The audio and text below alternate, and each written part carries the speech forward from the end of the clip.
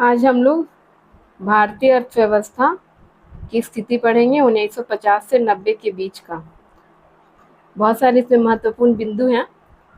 पहला पॉइंट है, भारत में योजना आयोग का गठन 15 मार्च 1950 को किया गया था। सेकंड है, राष्ट्रीय विकास परिषद एनडीसी का गठन 6 अगस्त 1952 को किया गया। देख लीजिए, अंडरलाइन किया गया है, इसे अच्छे से याद कर लीजिएगा, डेट है।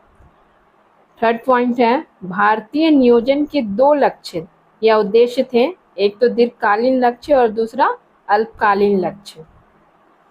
नेक्स्ट है, प्रथम पंचवर्षीय योजना का जो था कार्यकाल था वह था 1 अप्रैल 1951 से 31 मार्च 1956 तक था। इस पंचवर्षीय योजना पर कृषि में विशेष ध्यान दिया गया था, विशेष जोर दिया गया था। और ये याद रखिएगा कि भारत में जो अकाउंटिंग ईयर है वह 1 अप्रैल से 31 मार्च है, इसलिए देखिएगा सारा जो शुरू हुआ है वह 1 अप्रैल से 31 मार्च ही रहेगा। ठीक है, ऐसा भी प्रश्न आता है कि अकाउंटिंग ईयर कब से कब तक है भारत में, तो कितना है, 1 अप्रैल से 31 मार्च। नेक्स्ट पॉइंट है, द्वितीय पंचवर्षीय योजना, ये भी देख लीजिए, 1 अप्रैल 1956 से 31 मार्च 1961 तक था और इसमें औद्योगिकरण पर विशेष बल दिया गया। पहले वाले में कृषि पर था, इसमें औद्योगिकरण पर है और यह महालनोबिस मॉडल पर आधारित था। नेक्स्ट है योजना अवकाश, जिसे इंग्लिश में प्लानिंग हॉलीडे भी कहते हैं, उसका समय कब से कब तक था, तो यह 1966 से लेकर 1966 से 1969 तक था। नेक्स्ट है रोलिंग प्लान, यह कब से कब था भारत में, 1978 से 1980 तक था। नेक्स्ट पॉइंट है, 5वीं पंचवर्षीय योजना का कार्यकाल इसमें बताया गया 1 अप्रैल 1974 से 31 मार्च 1979 तक था और इसकी एक खासियत थी कि पहली बार इसमें गरीबी उन्मूलन पर विशेष जोर दिया गया। नेक्स्ट है, भारत में कुल कितने पंचवर्षीय योजनाएं थी, तो भारत में 12 पंचवर्षीय योजनाएं पूरी हुई। अब नेक्स्ट हम लोग पढ़ेंगे कि अब पंचवर्षीय योजना नहीं है, अब उसके स्थान पर नीति आयोग आ गया है। ठीक है, यह देख लीजिए, नीति आयोग अस्तित्व में कब आई, 1 जनवरी 2015 से आई है और यह किसके स्थान पर आई है, पंचवर्षीय योजना के स्थान पर।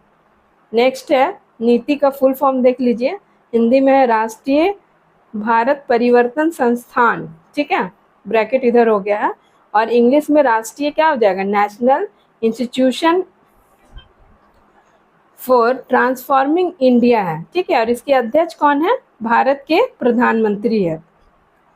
भारत ने पहले ही हम लोग ऊपर डिस्कस कर चुके हैं हम लोग कि भारत में 12 पंचवर्षीय योजना पूरा हुआ, तो 12वीं का समय कब था, 1 अप्रैल 2012 से 31 मार्च 2017 तक था, यह आखिरी है। ठीक है, उसके बाद नीति आयोग आया। नेक्स्ट है, भारतीय अर्थव्यवस्था में कृषि का क्या क्या महत्व है, देख लीजिए। पहला तो ये आजीविका का प्रमुख स्रोत है, यानी भारत की अधिकतर जनसंख्या क्या कृषि पर निर्भर करती है। दूसरा है, ऑब्वियसली अधिकतर लोग कृषि पर निर्भर है, तो बोल रहा है कि राष्ट्रीय आय में भी इसका महत्वपूर्ण योगदान है। आर्थिक विकास का यह आधार है, बहुत सारे उद्योगों के लिए कच्चा माल ये प्रदान करता है, इसलिए औद्योगिकरण का आधार है। विदेशी व्यापार में भी महत्व है, लोगों को खाद्य सामग्री की पूर्ति भी कहाँ से हो रही है, कृषि से हो रही है। व्यापार एवं सेवाओं में भी इसका महत्व है। पॉइंट 14, भारत में कृषि विकास की 2 अवस्थाएं, महत्वपूर्ण अवस्थाएं। एक तो स्वतंत्रता प्राप्ति से यानी 50-51 से 65-66 तक, जिसे परंपरागत कृषि रणनीति कहते हैं, और नेक्स्ट क्या है, नई रणनीति जिसमें कि हरित क्रांति का प्रादुर्भाव हुआ था, यह क्या है, 1966 से बाद की अवधि है। नेक्स्ट पॉइंट है, डॉक्टर एम.एस. स्वामीनाथन व नॉर्मन ई. बोरलॉग को हरित क्रांति का पिता या जनक कहा जाता है, जनक और पिता एक ही है। ठीक है, नेक्स्ट है, हरित क्रांति का अर्थ क्या है, इसमें यह बताया गया, हरित क्रांति का अर्थ कृषि की उत्पादन तकनीक को सुधारने एवं कृषि उत्पादन में वृद्धि करने से है। नेक्स्ट है, हरित क्रांति के मुख्य तत्व क्या थे, सबसे पहला तो क्या था, अधिक उत्पादन देने वाले बीजों, जिसे ब्रैकेट में देख लीजिए HYV का भी लिखे हैं, का प्रयोग, HYV यानी हाई यील्डिंग वेराइटी, ये सबसे महत्वपूर्ण है। ठीक है, उसके बाद बोल रहे हैं रासायनिक खादों का अधिक उपयोग को प्रोत्साहन दिया गया, सिंचाई सुविधाओं का विस्तार हुआ, कृषि यंत्रीकरण को बढ़ावा दिया गया, इसके अंतर्गत कीटनाशक दवाइयों का प्रयोग हुआ। अब बहुफसली कार्यक्रम को प्रोत्साहन, बहुफसली क्या यानी एक साल में एक से ज्यादा फसल अगर उस खेत में किया जाए तो उसे बहुफसली बोलते हैं। पॉइंट 18 है दूसरी हरित क्रांति, ठीक है, पहली हरित क्रांति यानी 1966, ये बोल रहा दूसरी हरित क्रांति, अथवा इसका एक और नाम है एवरग्रीन रिवॉल्यूशन की रणनीति में क्या क्या देखा गया कि सबसे पहले तो देखा गया कि मिट्टी के स्वास्थ्य का उन्नयन करने, यानी इसे बढ़ावा, अच्छा मिट्टी का स्वास्थ्य, इसे हेल्दी बनाना। दूसरा लैब टू लैंड प्रदर्शनों को बढ़ावा देने। नेक्स्ट है रेन वाटर हार्वेस्टिंग को अनिवार्य बनाने तथा किसानों को उचित मूल्य पर साख ऋण को बोलते हैं उपलब्ध कराने के घटक सम्मिलित है। नेक्स्ट देखिए विविधीकरण कृषि प्रणाली के अंतर्गत विभिन्न प्रकार की फसलों को उगाने, पशुपालन करने एवं खाद्य प्रसंस्करण इत्यादि को बढ़ावा दिया जाता है। नेक्स्ट पॉइंट है doctor Verghese Kurien operation flood यानी दुग्ध उत्पादन में जो आशातीत वृद्धि होना या श्वेत क्रांति के पिता या जनक है। नेक्स्ट है पीली क्रांति का संबंध किसके उत्पादन से है, तो यह तिलहन के उत्पादन से है। नीली क्रांति का संबंध मत्स्य उत्पादन से है। किसान क्रेडिट यानी KCY किसान क्रेडिट योजना जो है इसकी शुरुआत 1998 में हुई। नेक्स्ट है नई कृषि नीति, ठीक है, न्यू एग्रीकल्चर पॉलिसी 2000 को एक अन्य नाम भी इसे बोलते हैं इंद्रधनुषी क्रांति भी कहते हैं, ठीक है। इंद्रधनुषी इसलिए क्योंकि इसके अंतर्गत बहुत सारे क्रांतियों को सम्मिलित किया गया, क्रांति यहाँ पर यानी कृषि के क्षेत्र में जो थे, तो इसलिए इंद्रधनुषी इसको कहा गया। और इसका एक और नाम है खाद्यान्न श्रृंखला क्रांति भी सम्मिलित है, इसके अंतर्गत निम्नलिखित क्रांतियां सम्मिलित थी। देखिए सारे नाम है और कौन किससे संबंधित है वो भी दिया हुआ है। जैसे पहला देखिए हरित क्रांति है, किससे संबंधित है, खाद्यान्न उत्पादन से। सफेद क्रांति दुग्ध उत्पादन से। पीली क्रांति तिलहन के उत्पादन से। नीली क्रांति मत्स्य उत्पादन। लाल क्रांति टमाटर एवं गोश्त उत्पादन। सुनहरी क्रांति फल एवं सेब उत्पादन। ग्रे क्रांति उर्वरक उत्पादन। काली एवं भूरी क्रांति गैर परंपरागत ऊर्जा स्रोत। सिल्वर क्रांति अंडे उत्पादन। गोल क्रांति आलू का उत्पादन। ये सब इसकी किसके अंतर्गत सम्मिलित है, ये रेनबो रिवॉल्यूशन, ठीक है, इंद्रधनुषी क्रांति। नेक्स्ट है सरकार द्वारा किसानों को कृषि आगत बाजार से कम कीमत पर उपलब्ध कराने हेतु दी जाने वाली आर्थिक सहायता क्या कहलाती है, सहायकी कहलाती है, सहायकी, हाँ में आ का मात्रा होगा, इसे इंग्लिश में हम लोग सब्सिडी बोलते हैं। किसानों की छोटी छोटी भूमि को मिलाकर एक बड़े भूखंड में बदलने की प्रक्रिया क्या कहलाती है, जोतों की चकबंदी कहलाती है। नेक्स्ट है भारत में स्वतंत्रता प्राप्ति के पश्चात कौन सी अर्थव्यवस्था को अपनाई गई, तो यह क्या है, मिश्रित अर्थव्यवस्था। मिश्रित अर्थव्यवस्था यानी निजी एवं सार्वजनिक क्षेत्रों का इसमें सह अस्तित्व होता है। नेक्स्ट पॉइंट है स्वतंत्रता प्राप्ति के बाद अब तक 6 औद्योगिक नीति इंडस्ट्रियल पॉलिसियां घोषित हुई। नेक्स्ट पॉइंट 1956 की औद्योगिक नीति में उद्योगों को 3 वर्गों में बांटा गया था। 30वां पॉइंट है उदारवादी औद्योगिक नीति 24 जुलाई 1991 को घोषित की गई। नेक्स्ट पॉइंट भारत की पहली औद्योगिक नीति 1948 को घोषित की गई। नवरत्न सार्वजनिक उपक्रम है, ठीक है, नवरत्ना जिसको बोलते हैं, और वर्तमान में इसके अंतर्गत 16 कंपनियां हैं।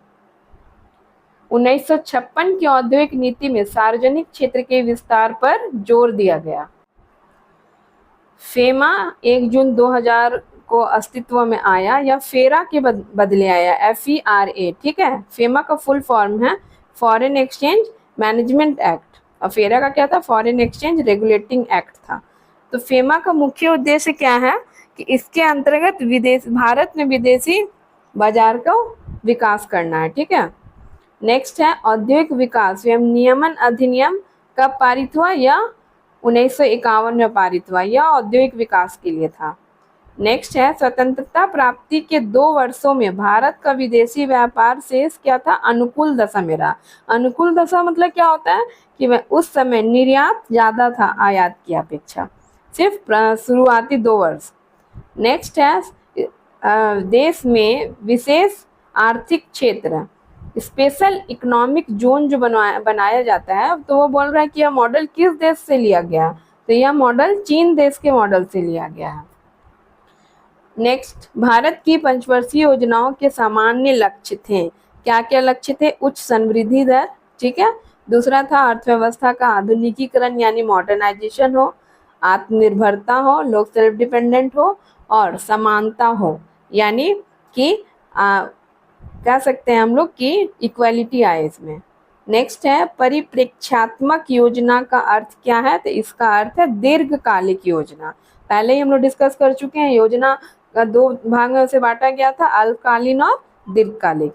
नेक्स्ट, सकल घरेलू उत्पाद या जीडीपी, जिसे हम लोग ग्रॉस डोमेस्टिक प्रोडक्ट कहते हैं, में निरंतर वृद्धि से क्या हम लोग का सूचक होता है कि देश का आर्थिक समृद्धि हो रहा है। भारत में बोल रहे हैं कि जो योजना भारत में जो नियोजन चल रहा था, प्लानिंग, उसका निर्माता किसे कहा गया है? पीसी महालनोबिस को। और इनका ही मॉडल जो था वो द्वितीय पंचवर्षीय योजना में ऊपर में हम लोग डिस्कस कर चुके हैं, लिया गया था पीसी महालनोबिस। नेक्स्ट है, ने भारतीय सांख्यिकी संस्थान की भी स्थापना की है। नेक्स्ट है, सांख्यिकी से संबंधित एक प्रतिष्ठित जर्नल का नाम क्या है? सांख्य है। नेक्स्ट देखिए, किसानों को भूमि, यह एक नीति थी, बोल रहा है इस विचारधारा का क्या उद्देश्य था? उनका मानना था कि यदि किसानों को भूमि का स्वामी बना दिया जाए तो वह कृषि के उत्पादन बढ़ाने में क्या करेंगे? अधिक रुचि लेंगे। वैसी स्थिति में अपने आप को स्वामी महसूस करेंगे और वह यह ज्यादा मन से वो उस कार्य को कर पाएंगे। नेक्स्ट है, भू सुधार के अंतर्गत क्या क्या था? तो बिचौलिया यानी मीडिएटर का उन्मूलन था। नेक्स्ट, भूमि की अधिकतम सीमा का निर्धारण, इसके अंतर्गत था कि इतने लोग में इतने ही बोलो एकड़ लोग इसका रख सकते थे जमीन। चकबंदी हम लोग पहले ही डिस्कस कर चुके हैं, आदि सम्मिलित है। नेक्स्ट है 1960 का दशक कृषि उत्पादकता की दृष्टि से भारतीय नियोजन काल का सर्वाधिक सफल काल, ठीक है, काल है, यह काल माना जाता है। नेक्स्ट, भू सीमा का निर्धारण कुछ लोगों में भू स्वामित्व के संकेंद्रण को कम करना था, यानी इसमें यह था कि प्रत्येक व्यक्ति को उतना ही उसके अंदर उतना ही एकड़ व जमीन का मालिक रह सकता है। उसे ही कहा गया कि इसको भूमि का एक सीमा निर्धारित कर दी गई थी ताकि कंसंट्रेशन ना हो, ठीक है। नेक्स्ट है, हरित क्रांति के अंतर्गत HYV यानी हाई यील्डिंग वैरायटी के बीजों का लाभ सबसे पहले कौन से फसल को मिला? तो गेहूं को मिला, ठीक है। क्यों मिला ये देखते हैं हम लोग नेक्स्ट पॉइंट में। क्यों? क्योंकि हरित क्रांति के प्रथम चरण में पंजाब, हरियाणा और उत्तर प्रदेश के कृषि उत्पादन में वृद्धि हुई और इन क्षेत्रों में मुख्य जो है या स्टेपल फूड भी हम लोग बोल सकते हैं, मुख्य खाद्यान्न क्या है? गेहूं है, इसलिए सबसे ज्यादा गेहूं के ही उत्पादन में इसका फायदा हुआ। नेक्स्ट, औद्योगिक नीति प्रस्ताव 1956 जो आया था को द्वितीय पंचवर्षीय योजना का क्या कहा गया? बेस यानी आधार बनाया गया था। सरकार की औद्योगिक लाइसेंस नीति का मुख्य उद्देश्य क्या था? क्षेत्रीय समानता को बढ़ावा देना था। निजी क्षेत्र को लाइसेंस पद्धति के माध्यम से राज्य के नियंत्रण में रखना था। नेक्स्ट पॉइंट है 1956 की औद्योगिक नीति में सार्वजनिक क्षेत्र के अंतर्गत कितने उद्योगों को सम्मिलित किया गया था? तो 17 उद्योगों को सम्मिलित किया गया था, जिन पर मुख्य रूप से राज्य का एक अधिकार प्राप्त था। नेक्स्ट, 1955 में गठित करवे समिति ग्राम एवं लघु उद्योग समिति के नाम से भी जाना जाता है। नेक्स्ट है 1950 में लघु औद्योगिक इकाई में निवेश की सीमा अधिकतम 5 लाख रुपये थी। लघु उद्योग की प्रमुख समस्या यह है कि वह बड़ी उद्योगों से क्या प्रतिस्पर्धा नहीं कर सकते हैं। क्यों? क्योंकि बड़े उद्योगों में क्या होता है, ज्यादा आधुनिक तकनीक का प्रयोग किया जाता है, इसलिए। नेक्स्ट, आयातित वस्तुओं पर लगने वाले कर को क्या कहते हैं? प्रशुल्क कहते हैं। जब घरेलू उत्पादक द्वारा किसी वस्तु के आयात करने की अधिकतम सीमा को सरकार द्वारा तय कर दिया जाता है तो उसे क्या कहते हैं? कोटा कहते हैं। भारत की व्यापार नीति की दृष्टि से प्रथम 7 पंचवर्षीय योजनाओं की विशेषता कैसी व्यापार नीति की थी? तो अंतर्मुखी व्यापार नीति की थी। जब किसी वस्तु का विदेशों से आयात करने के बदले घरेलू उत्पादन द्वारा उसकी पूर्ति की जाती है तो उसे क्या बोलते हैं हम लोग? आयात प्रतिस्थापन कहते हैं। जब किसी वस्तु का, देख लीजिए, विदेशों से आयात करने के बदले बोल रहे हैं, यानी उसे मंगाने के बदले हम लोग क्या कर रहे हैं, घरेलू उत्पादक को उसका उत्पादन करने कहेंगे तो वह आयात प्रतिस्थापन कहलाता है।